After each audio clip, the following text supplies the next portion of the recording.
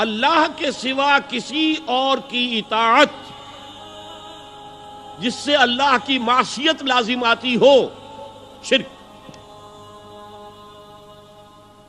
لا طاعت لمخلوق فی معصیت الخالق، مخلوق میں سے کسی کی اطاعت نہیں ہوگی یہ اس معاملے میں جس میں خالق کی معصیت لازم آ رہی۔ ہاں، خالق کے احکام کے اندر والدین کا حکم بھی مانو، اطاعت کرو، اساتذہ کا حکم مانو، کسی اور کو اپنا لیڈر مانا ہے اس کا حکم مانو، لیکن ناٹ بیونڈ، وہ جو سرکل ہے کتاب و سنت کا اس سے باہر نہیں۔ لا طاعت لمخلوق فی معصیت الخالق، یہ آپ الجبرے کے فارمولے کے طور پر اپنے سامنے رکھیے۔ اب اسے اپلائی کیجئے، جیسے فارمولوں کے ذریعے سے پھر بڑے بڑے وہ سم جو ہے وہ حل کیے جاتے تھے سوالات۔ صبح کا وقت ہے، آنکھ بھی کھلی ہے، کوئی اذان کی آواز بھی کان میں آئی ہے، آپ کا نفس کہتا ہے ابھی سو جی۔ آپ نے اپنی چادر یا کمبل کو درست کیا اور کروٹ لی اور سو گئے۔ یہ کیا ہے؟ آپ نے کس کا حکم پیچھے پھینکا اور کس کا حکم مانا؟ اللہ کے حکم کو پیچھے پھینک دیا، نفس کے حکم کو آگے رکھا۔ یہ شرک، اس شرک کو جاننے والے بہت کم ہیں۔ مولانا روم نے خوب کہا تھا، نفس ما ہم کم ترس فرعون نیست لیکن ایراعون نیست۔ میرا نفس بھی فرعون سے کم نہیں ہے۔ فرعون نے کہا تھا نا الیس لی ملک مصر وہذہ الانہار تجری من تحتی، کیا اس ملک مصر کی حکومت میری نہیں ہے؟ اور سارا جو یہ آب پاشی کا نظام ہے، انہار کا نظام ہے، وہ میرے کنٹرول میں نہیں ہے؟ جس کا چاہوں موگا کھلا رکھوں، جس کا چاہوں بند کر دوں۔ یہ تھا خدائی کا دعویٰ، انا ربکم الاعلی۔ تو مولانا روم کہتے ہیں میرا نفس بھی اس سے کمتر نہیں ہے۔ وہ کہتا یہ جسم میرا ہے، اس پر میرا حکم چلے گا، میں نہیں جانتا کون اللہ کون رسول، کیا حرام کیا حلال۔ تو فرعون سے کم تو نہیں ہے میرا نفس، لیکن ایراعون اس کی بہت مدد تھی، فوج تھی، لاؤ لشکر تھا، تو اس نے زبان سے بھی کہہ دیا کھل کر انا ربکم الاعلی۔ میں مسکین ہوں، غریب ہوں، میرے پاس کوئی طاقت نہیں ہے، میں زبان سے تو کچھ نہیں کہہ سکتا، اندر سے میرا نفس یہی کہتا۔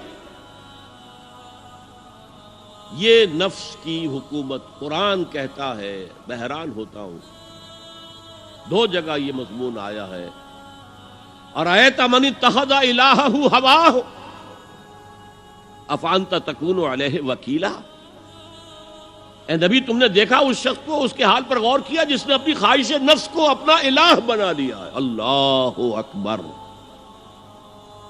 الہ، لا الہ الا اللہ، کلمہ توحید کا مرکزی لفظ یہاں آ رہا ہے، من اتخذ الہہ ہواہ، جس نے اپنی خواہش نفس کو اپنا معبود بنا لیا، الہ بنا لیا۔ افانت تکون علیہ وکیلا، کیا آپ ایسے شخص کی کوئی ذمہ داری لے سکتے ہیں؟ سود حرام ہوا کرے جی، حرام ورام، ہمارا دھندا جو ہے وہ آگے بڑھ نہیں سکتا۔ تو اللہ کے حکم کو پیچھے ڈالا، نفس کے تقاضے کو آگے رکھا۔ کون معبود ہے آپ کا؟ نام عبداللہ رکھیے، نام عبد الرحمن رکھیے، ہے عبد النفس، نفس کے بندے، نفس کے غلام۔ یہ میں نے یوں سمجھئے کہ جیسے میں نے ہجرت اور جہاد کی ڈیفینیشنز کی تھی۔ ہجرت کا بیس کیا ہے؟ پوچھا گیا ایو الہجرت افضل یا رسول اللہ، اے اللہ کے رسول بتائیے سب سے اعلیٰ ہجرت کون سی ہے، افضل؟ فرمایا ان تہجر ما کرہ ربک، ہر اس چیز کو چھوڑ دو جو تمہارے رب کو پسند نہیں۔ آج رات ہی سے آپ ہجرت شروع کر سکتے ہیں۔ جائزہ لیجئے کیا کیا چیزیں میری زندگی میں خلاف شریعت ہے، تو اللہ کو ناپسند ہے، فیصلہ کیجئے کہ آج کے بعد نہیں ہوگی۔ ہجرت شروع ہو گئی، افضل الہجرہ، سب سے افضل ہجرت شروع ہو گئی۔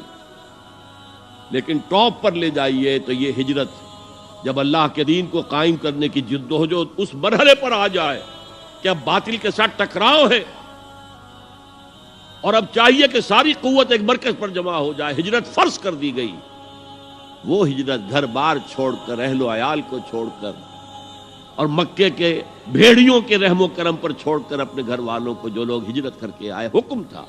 ہجرت مدینہ فرض تھی، ہجرت حبشہ فرض نہیں تھی، صرف اجازت تھی کہ جن سے سختیاں نہیں جھیلی جا رہی مزید وہ چلے جائیں۔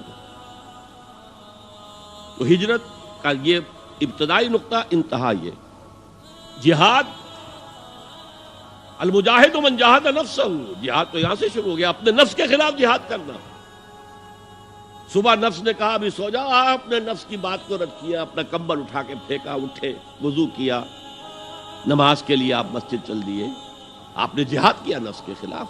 یہ افضل الجہاد ہے، اور سب سے چوٹی اوپر یہ ہے کہ جب وہ حق و باطل کی جنگ ہو تو جان ہتھیلی پر رکھ کر میدان میں حاضر ہو جاؤ۔